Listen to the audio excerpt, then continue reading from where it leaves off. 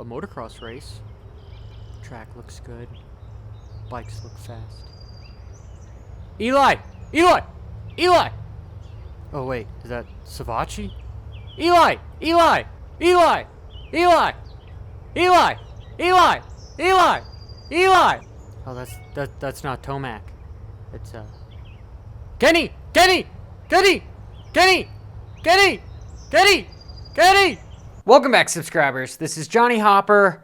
Normally I get this video out on Monday, but today is Tuesday. If you can believe it, these darn videos make 3 to 5 hours to make, and it's kind of a pain in the butt. But I like talking shit, so that's what I'm going to continue to do. Going to go away from sort of the race recap. I just want to talk about some stuff that has gone down at the race and is going to happen this week. So first and foremost, I want to talk about Christian Craig.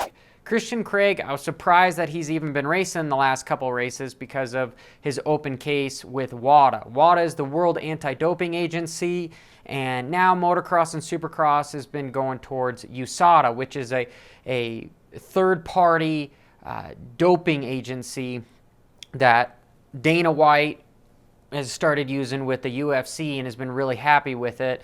They work a little bit better with the sanctioning bodies as far as Lucas Oil or Monster Energy Supercross. WADA pretty much is an umbrella over the mass majority of sports, and they don't really have expertise on any particular sport and what drugs might be going on and what drugs might not be going on. They just have a set rule, and you can't talk to them, you can't change it. It's their way or the highway. So anyway, Christian Craig got popped for this heptomenol, which is an amino alcohol which is classified as a cardiac stimulant. They use it for people that have low blood pressure because it makes your blood pressure go up and your heart rate goes up. I don't per se know if it's going to be that big of a improvement as far as lap times or recovery. There has been some evidence in the last couple years stating that this little drug or stimulant has been found in many supplements over the last few years. You know, this article says about 12 major protein bars, shakes, etc., pills have been found this heptomenol in it. And Christian Craig pleads that he didn't know that he intentionally ingested it, but he can't find proof of when and what product could have had it. So they're banning him retroactively to back in March, so he won't be able to race until March 2020. So the whole year is gone, and sucks for these guys. It's just like Brock Tickle. At 2 years, you sort of almost ruin your career because you've got a factory team. How are you going to prove that you can race with these guys if 2 years go by and you don't have that special equipment anymore? This isn't a stock class, so it's not like you can just buy a bike and do really well. I know there's been times out there with like Preston buying a bike and then getting a factory ride, but I do believe times have changed. Motorcycles have improved. Lots more money is in the sport. Blah, blah, blah, blah, blah. Do I think these guys do use performance-enhancing drugs? Oh, absolutely. Is it really worth the price? I pay it gladly. 100% positive they use it. I've been there. I've been approached by stuff.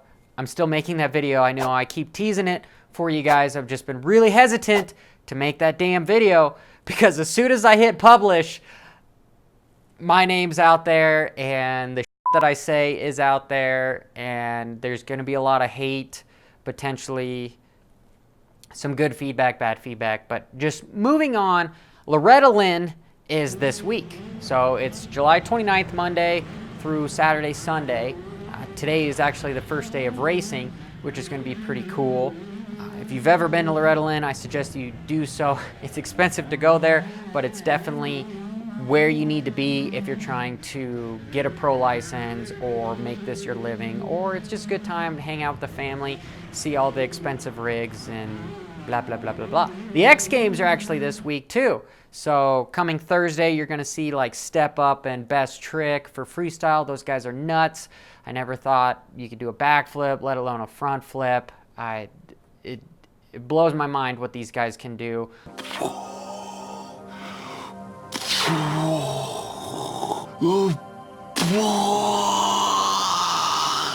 on these motorcycles.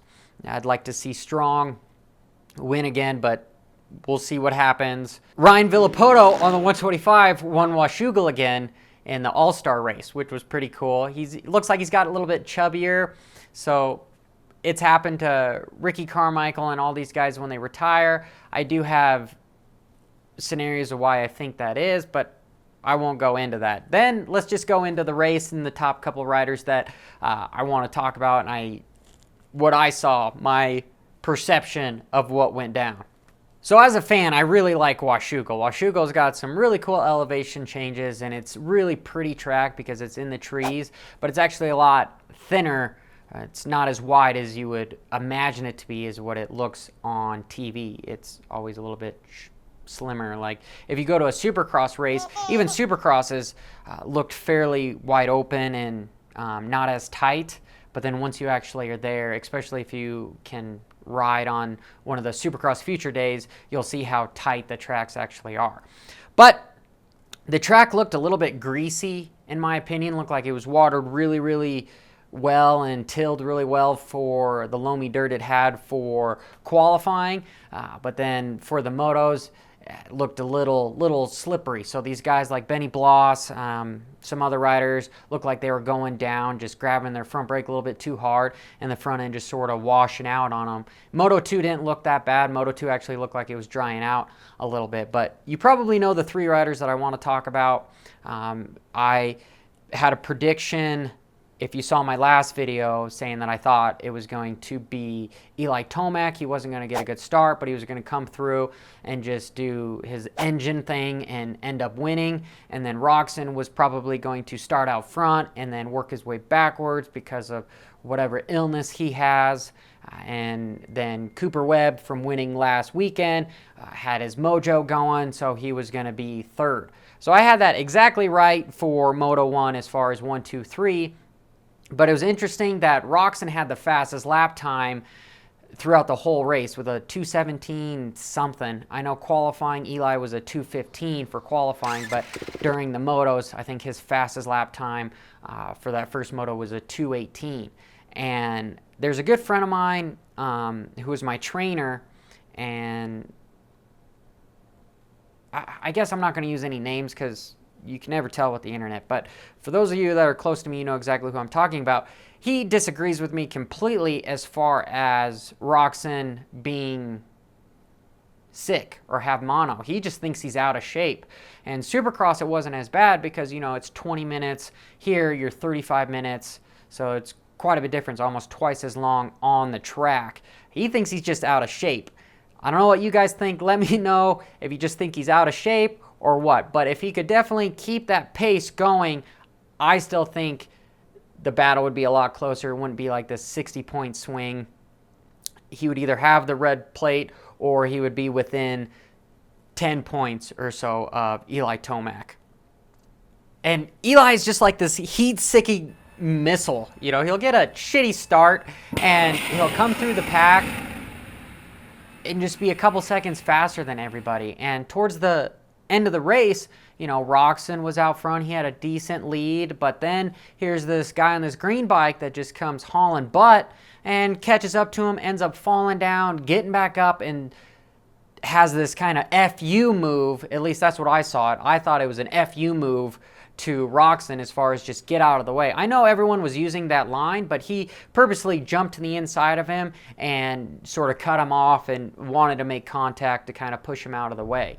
And if you saw Moto 2, what happened when Eli was on Roczen's butt as he was coming through the pack, Roczen just slowed down and just sort of let him go by on the outside of him. I personally think that's all this just mental head game that these riders use. And as far as that first moto, doing that move, just saying, hey dude, I'm way faster than you. There's no point in you even battling with me because it's going to happen eventually. So you might as well just give up now sort of mentality.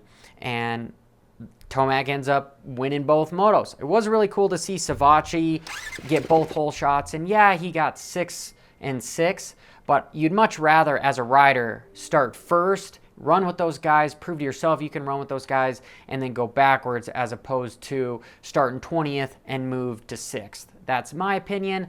Let me know if you guys agree with that, or if you're a racer, rider, just fan, what your perspective is on that. And then as far as the Webb-Marvin deal going, Webb qualified, what did he qualify? Did he qualify 6th? Yeah, he qualified 6th, which is right on target for Webb. And that first moto, he just rode solid, and he's always been good at good starts. So if he gets out front, more than likely he's going to finish out front. He's not the type of guy that just has raw speed that can just start 15th and work his way up. We kind of saw that in Moto 2. He got a little bit worse start, and he ended up getting 5th. You know, that's still not as bad as 3rd, but those guys are already pretty much gone at that point. And we saw Marvin had a really good first moto going. He was running the pace, but just slightly off, and just slowly just got ticked off,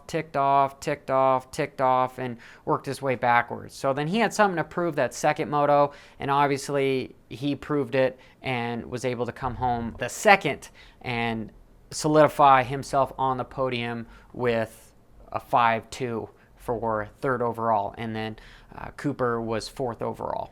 But with all those shadows, I could definitely see it being mandatory to have tinted lenses to be able to see the shadows, because the shadows get really dangerous, especially in that second moto. So if you guys have ridden that track, let me know if you guys use tinted lenses or not. I know in snowboarding nowadays, they've got these goggles that are $200 or so, but they'll automatically, almost like the nice prescription lenses just to bifocals, they'll switch between tinted to clear. Do you ever think that here in the next decade or something, there might be some sort of a huge advancement with on-the-fly sort of tinting, you know, which is down to the millisecond of flying through trees, and, you know, it just goes tint and then clear, tint, clear. It might be a weird distraction, but it's kind of cool to think about.